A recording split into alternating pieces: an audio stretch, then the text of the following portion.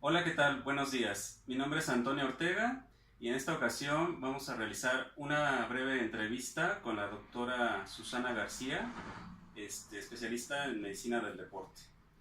¿Qué tal, doctora? ¿Qué Muy buenos tal? ¿Qué días. tal, Antonio? ¿Cómo está? Muy bien.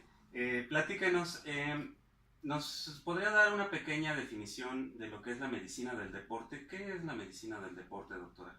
Pues la medicina del deporte principalmente se enfoca a deportistas, ya sean amateurs o de alto rendimiento, y precisamente nos enfocamos a la cuestión fisiológica, a la cuestión biomecánica y a la cuestión kinesiológica de todos ellos, ¿no? Es para mejorar su rendimiento físico, pero muchas veces la medicina del deporte no nada más se ocupa con atletas, sino también lo podemos ocupar en pacientes hipertensos, diabéticos o incluso con cáncer para mejorar pues ahora sí que su calidad de vida y sus estilos de vida. Uh-huh. Ok, como vemos, pues es una disciplina pues muy amplia, ¿no? Bastante, bastante amplio. ¿Y cuáles son las lesiones que atiende usted con más frecuencia en su consulta? Generalmente son contusiones y tendinitis. Uh-huh. En general, por ejemplo, en los pacientes que vienen, pues obviamente de deportes de combate, que estamos hablando de taekwondo o a lo mejor estamos hablando de kickboxing o algún otro, pues generalmente vemos como contusiones, algunas fracturas, etcétera, ¿no? Pero en general son contusiones y en otros pacientes que realizan entrenamientos en gimnasios o a lo mejor que tienen entrenamientos en general por sobrecarga, pueden desarrollar las tendinitis, son los que más frecuente vemos. Uh-huh. Ok, entonces, ¿cuáles considera usted que son los factores de riesgo o los mecanismos de lesión pues más comunes? Por ejemplo, en las contusiones, pues precisamente, ¿no? El impacto directo, pero en las tendinitis generalmente son lesiones por sobrecarga o por sobreuso, que generalmente es por una técnica inadecuada. Por ejemplo, hay varios corredores que tienden a desarrollar fascitis plantar o que llegan a desarrollar no sé, una tendinitis en el tensor de la fascia o el síndrome de la cintilla iliotibial, y muchas veces tiene que ver porque la postura, porque la técnica no es la correcta o inclusive porque pues empezaron a entrenar y no se dieron cuenta que tenían alguna alteración biomecánica que provocaba un desequilibrio durante su ejercicio, y obviamente eso a la larga, bueno, pues puede llegar a provocar un proceso de inflamación a nivel de la vaina del tendón. Ok, lo que me quedó muy claro fue el sobreuso y la sobrecarga, que es Uh-huh. muy común, y esto me lleva a otra pregunta. ¿Cuáles serían las medidas preventivas pues más eficaces para evitar las Ok. lesiones musculares? Inicialmente valorar al paciente en cuestión biomecánica y otra vez en cuestión kinesiológica. Ver cuáles son sus ángulos de movimiento, tomar en consideración de que, bueno, hay algunos que tienen acortamientos de miembro pélvico y eso obviamente necesitamos prevenir que nos provoque un desequilibrio al momento de estar corriendo o al momento de estar haciendo alguna otra actividad. Hay varios deportes en donde pues no es tan importante que haya una pierna más corta que la otra, pero en otros, por ejemplo, en las caminatas, en los de atletismo, que es para correr constante, maratones, todo eso, eso sí es súper importante, necesitamos evaluarlo. Posteriormente, necesitamos también valorar en mi cuerpo derecho, en mi cuerpo izquierdo, ver la fuerza de cada uno, ver obviamente cuál es el punto que está desequilibrado, con cuál es el punto con el que tenemos que equilibrar, y obviamente que no tengamos una diferencia de más del 10% entre mi cuerpo derecho y en mi cuerpo izquierdo, de 10% de diferencia de fuerza. Uh-huh. Bueno, Uh-huh. todo un trabajo, ¿no? Lo Todo que un se tiene que trabajo, realizar. sí. Uh-huh.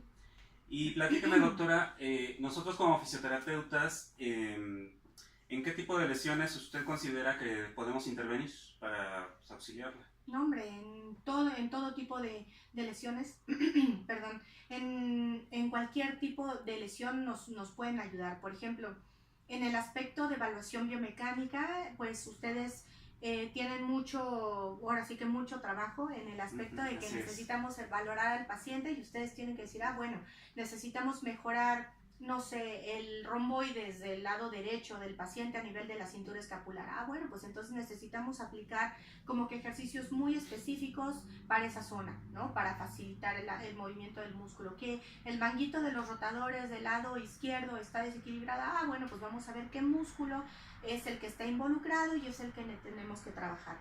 Y, por ejemplo, lo mismo a todo el nivel del cuerpo. A lo que voy es de que ustedes son una herramienta básica y fundamental para nosotros porque, bueno, revisamos, hacemos, decimos, diagnosticamos y todo eso, pero muchas veces necesitamos ese apoyo, ¿no? Ese apoyo en el aspecto de que nos ayuden con los ejercicios, nos ayuden con el tiempo, con la terapia, que nos ayuden a fortalecer esos pacientes y también pues ayudarlos de cierta manera también psicológicamente, ¿no? De que Sí, ellos claro. se sientan apoyados, que se sientan atendidos, ¿no? Son muy importantes.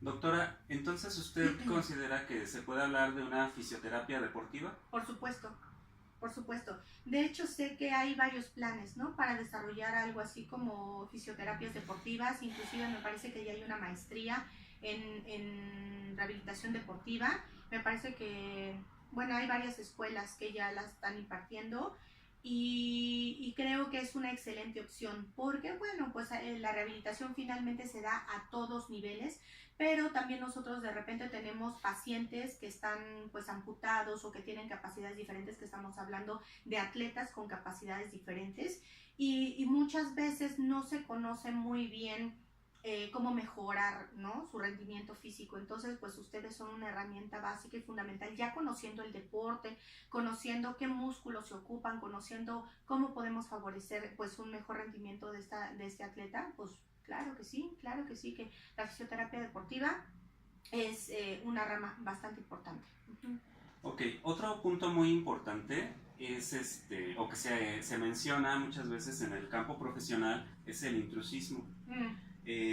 ¿Cuáles considera usted que son las funciones que nosotros como fisioterapeutas debemos de desempeñar para no invadir o el intrusismo, intrometernos con el médico del deporte o con otras áreas? ¿Usted cuál considera que serían nuestras funciones como fisioterapeutas deportivos? Ok, inicialmente pues el respeto, ¿no? Posteriormente la comunicación.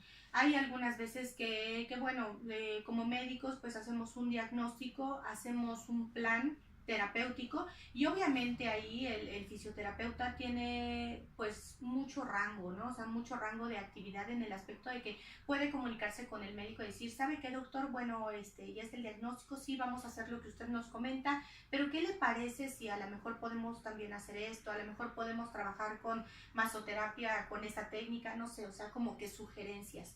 Pero también no hay que tratar de ser como todólogos, ¿no? Porque finalmente ya cuando tratamos como de diagnosticar, dar tratamientos, saltarse las órdenes del médico y decir, no, no, ya no vayas con el médico, o sea, finalmente, o sea, yo te puedo seguir tratando, creo que ahí el intrusismo es cuando ya se ve muy, muy marcado y creo que la relación laboral entre el médico y sus fisioterapeutas o sus colaboradores se ve pues bastante afectada, ¿no? Podemos decir que debe ser un trabajo en equipo y complementario. Definitivo, ¿no?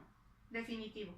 Ajá, respetándonos pues obviamente las áreas de unos, ¿no? Y otros. Eso es muy importante. Perfecto.